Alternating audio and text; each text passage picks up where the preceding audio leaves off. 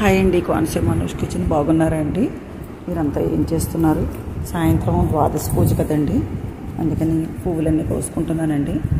ఉదయం కొన్ని పువ్వులు ఇక్కడ పక్కన శంకుస్థాపన జరిగింది, గృహప్రవేశం కూడా జరిగిందండి. ఈరోజు వాళ్ళిద్దరికి కూడా పువ్వులు ఇచ్చామండి. మళ్ళీ పొద్దుట కొంచెం దేవుడికి పెట్టుకున్నాం. ఇప్పుడు సాయంత్రం టైంలో కోస్తున్నానండి పువ్వులు.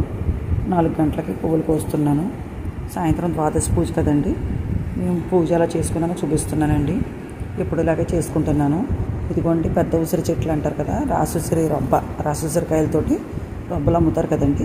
ఆ రొబ్బ తెచ్చుకునండి తులసి కుండీలో ఇలా వేసుకున్నానండి. తులసమ్మకి దీన్ని రాసుసిరికాయ చెట్టు రొబ్బకి కలిపి 3 పేటలు తాడండి, తాడు దారపురీలు 3 పేటలు తీసుకున్నాను.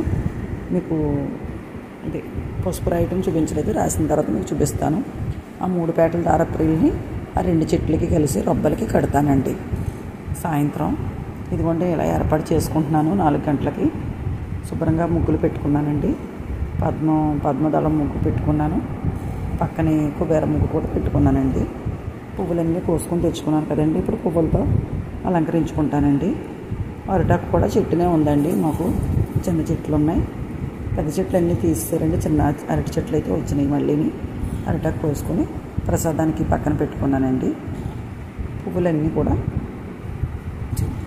అలంకారం చేసుకుంటున్నానండి. మీరందరూ కూడా ఈరోజు ద్వాదశి పూజ చేసుకుంటారు కదండి. నేను చక్కగా చాలా మంచిది. లక్ష్మీనారాయణులు నాకు చెప్పాను కదండి, మొన్న మామగారు చెప్పారని.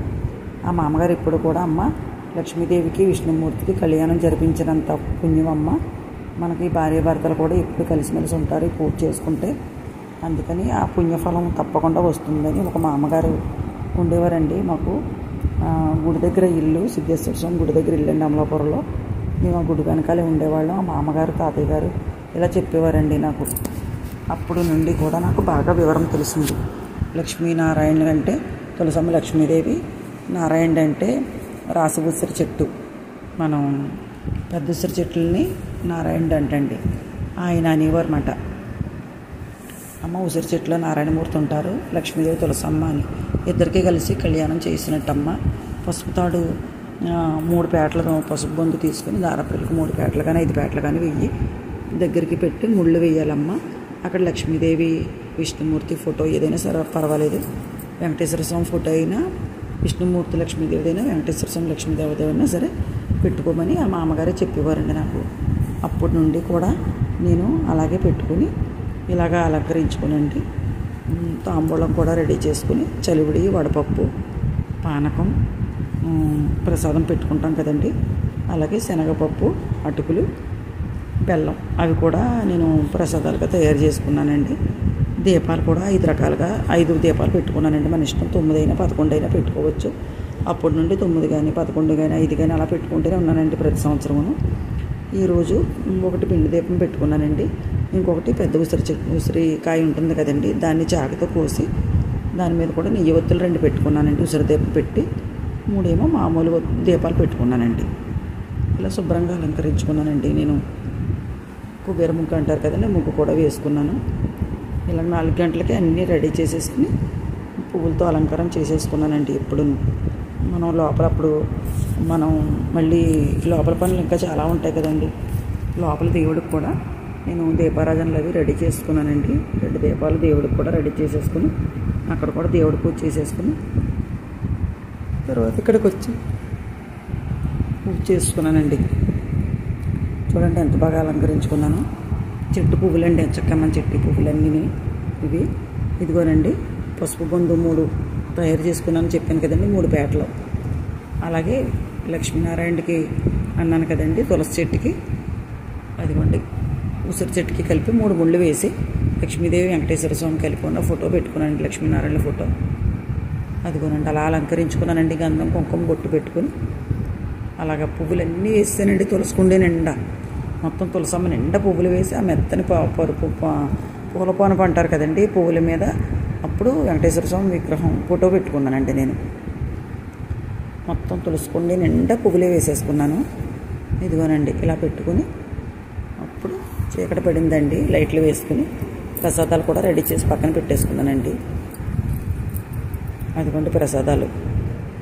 అటుకులు, బెల్లం, శనగపప్పు, చలివిడి, వడపప్పు, పానకమునండి. దీపాలు కూడా రెడీ చేసుకున్నాను. ఆచమనం చేసుకుంటున్నానండి. మనకి ఎలా తోచితే అలాగే పూజ చేసుకోవచ్చండి. మన ఇష్టమండి అది. అంగు ఆర్భాటాలు ఉండాలి, అది ఉండాలి, ఏమక్కర్లేదండి.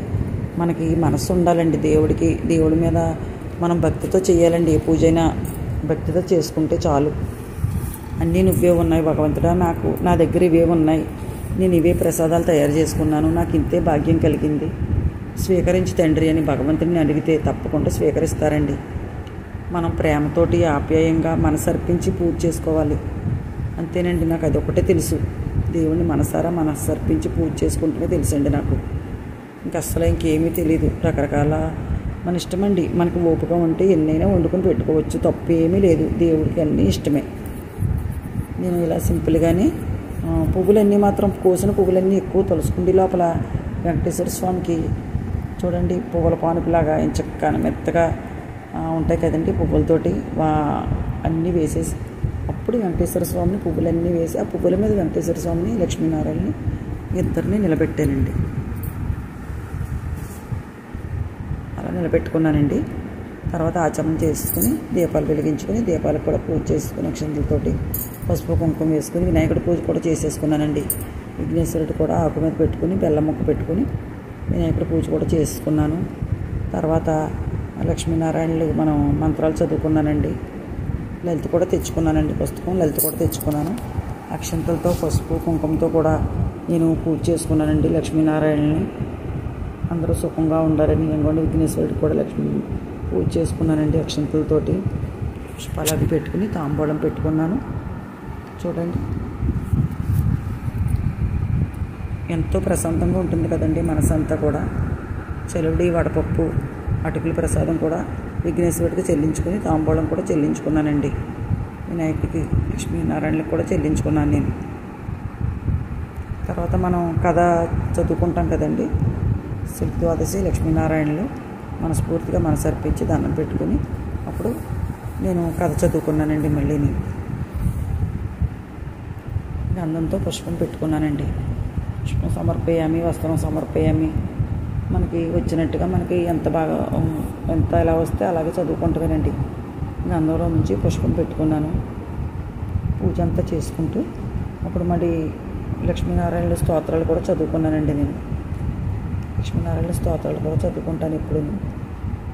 దీపారాధన కూడా కుంకుమ బొట్లు పెట్టుకున్నానండి. అక్షంతలు వేసుకున్నాను. ప్రసాదాలన్నీ పెట్టుకుని అన్ని దీపాలకి కూడా అక్షంతలతో పూజ చేశానండి. పువ్వులతో పూజ చేశాను, అక్షంతలతో కూడా పూజ చేసుకున్నానండి.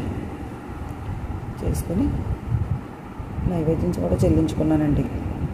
లక్ష్మీనారాయణల స్తోత్రాలన్నీ మనసులోనే చదువుకుంటాను ఎప్పుడూ. అయినా సరే మరొకసారి మళ్ళీ లలిత తీసుకుని మళ్ళీ మనస్ఫూర్తిగా తలుచుకుని చదువుకున్నానండి. ఎంతో ప్రశాంతంగా సంధ్యావేళ, ఎంతో సాయంత్రం టైంలో ఎంతో ప్రశాంతంగా, ఆనందంగా, సంతోషంగా అన్నిటికీ ఒకటే అర్థం వస్తుంది. మన మనసు ఎంత ప్రశాంతంగా దేవుణ్ణి మనసర్పించి ప్రార్థించుకుంటామో, మన మనసులో ఏ బాధ ఏ బెంగ లేకుండా చూడు తండ్రి, మా కుటుంబం బాగుండాలి, మా బిడ్డలు బాగుండాలి, మనందరం బాగుండాలి అని ఎప్పుడు కోరుకుంటూ ఉంటానండి. నేను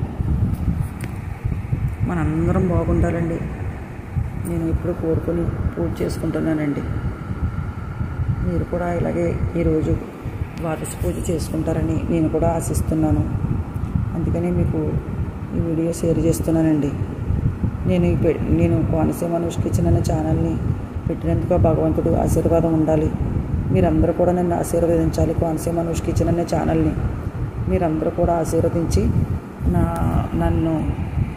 మంచిగా నన్ను తీసుకొస్తారని, ఎదుగుదలకి కారణమవుతారని మీరందరూ ఆ భగవంతుడు కూడా వేడుకుంటున్నానండి. మీ ఆశీస్సులతో నేను బాగా ఎదగాలని కోరుకుంటున్నాను. ఈ వీడియో మీకు నచ్చినట్లయితే లైక్ చేయండి, షేర్ చేయండి, సబ్స్క్రైబ్ చేయండి.